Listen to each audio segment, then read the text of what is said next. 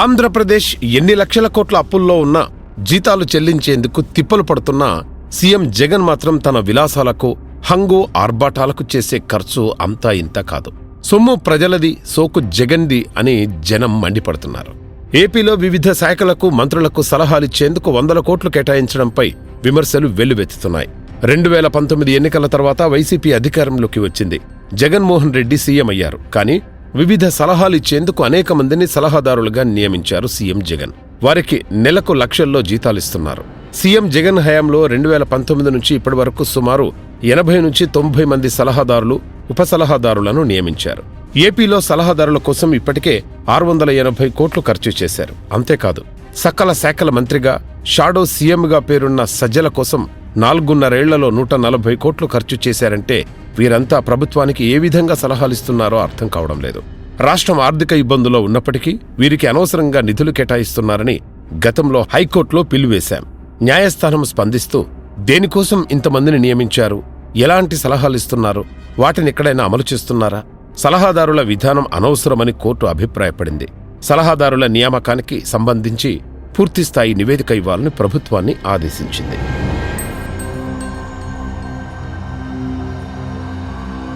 ఏపీలో సలహాదారుల నియామకంలో నూతన విధానాన్ని తీసుకొస్తున్నట్టు మార్చి 2023లో హైకోర్టు ప్రభుత్వం నివేదిక ఇచ్చింది. అర్హులనే నియమిస్తున్నట్లు పేర్కొంది. అయితే సలహాదారులుగా నియమితులైనప్పటికీ సీఎంను కూడా కలవలేకపోతున్నామని కొందరు వాపోతున్నారు. ఈ అడ్వైజర్లకు రాష్ట్ర ప్రభుత్వం ఇప్పటివరకు వెచ్చించింది సుమారు 680 కోట్లు. రాష్ట్ర ప్రభుత్వ ప్రధాన సలహాదారు సజ్జల రామకృష్ణారెడ్డి కోసమే 140 కోట్లు ఖర్చు చేశారంటే జనం సొమ్ము ఏ విధంగా దుర్వినియోగమవుతుందో చెప్పుకోవచ్చు. అసలు వీరంతా ఎవరనేది ప్రజలకు తెలియాలి. ప్రభుత్వం వారి పేర్లను ప్రకటించాలి. ఎవరెవరిని ఏ శాఖకు కేటాయించారనేది రాబోయే శాసనసభ సమావేశాల్లో సీఎం జగన్ చెప్పాలి. అలాగే ఆ సలహాదారులు పరిపాలనకు ఏ విధంగా ఉపయోగపడుతున్నారు అనేది కూడా చెప్పాలి. ప్రభుత్వ ఖజానా నుంచి లక్షల్లో వారికి పారితోషికం, వసతులు, ప్రత్యేక సౌకర్యాలు కల్పిస్తున్నారు. రాష్ట్ర ఆర్థిక పరిస్థితిని చూసుకోవాలి కదా. సలహాదారులకు కల్పించినన్ని ప్రత్యేక సౌకర్యాలు హైకోర్టు న్యాయమూర్తులకు కూడా లేవు. దివంగత ముఖ్యమంత్రి వైఎస్ రాజశేఖర రెడ్డి ప్రభుత్వంలో సలహాదారుగా పనిచేసిన కేవీపీ రామచంద్రరావు ఎప్పుడూ బయటకు వచ్చి మాట్లాడలేదు. సీఎం జగన్ మంత్రులకు సలహాదారులను నియమిస్తే పర్వాలేదు, కానీ ప్రభుత్వ శాఖలకు సలహాదారులేంటని హైకోర్టు ప్రశ్నించింది. ఇలాగే వదిలేస్తే రేపు కలెక్టర్లు, కమిషనర్లు, తహసీల్దారులకు కూడా సలహాదారులను నియమిస్తారేమో అని హైకోర్టు ధర్మాసనం పేర్కొందంటే పరిస్థితి అర్థం చేసుకోవచ్చు.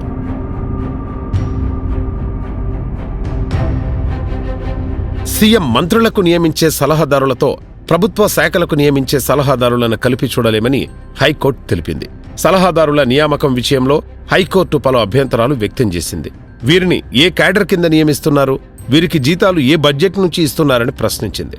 సాధారణంగా ప్రభుత్వ శాఖల్లో పనిచేసే ఉద్యోగులకు క్యాడర్ ఉంటుందని, అలాగే జీతభత్యాలు బడ్జెట్ నుంచి ఇస్తారని, దానికి విరుద్ధంగా వీరి నియామకాలు, జీతభత్యాల చెల్లింపులున్నాయని హైకోర్టు అభిప్రాయపడింది.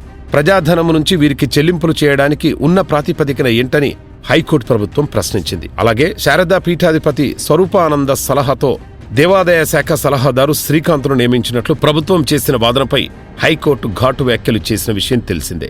పీఠాధిపతులు ప్రభుత్వాన్ని ఎలా నడుపుతారని, వారు దేవాలయాలు నడిపేందుకు పరిమితమైతే మంచిదని చురకలంటించింది. రాష్ట్ర ప్రభుత్వం ఇష్టానుసారంగా సలహాదారుల్ని నియమించడం చిన్న విషయం కాదు. ఎంపికకు అర్హులు నిర్ణయించారా, దరఖాస్తులు ఆహ్వానించారా, లేదంటే ఎవరినైనా సలహాదారులుగా నియమించవచ్చా అనే ప్రశ్నలు ఉత్పన్నమవుతున్నాయి. సలహాదారుల కోసం చేసిన ఖర్చుతో వందలాది గ్రామాల్లో రహదారులకు రిపేర్లు చేయించవచ్చు. రాజకీయ పునరావాసం కోసం తమకు నచ్చిన వారిని, పదవి విరమణ చేసిన వారిని సలహాదారులుగా నియమించి లక్షల్లో జీతం చెల్లించడంపై అభ్యంతరాలు వ్యక్తమవుతున్నాయి. ప్రజల నుంచి తీవ్ర అభ్యంతరాలు వ్యక్తమవుతున్నా జగన్ సర్కార్ మాత్రం వాటిని ఖాతరు చేయడం లేదు.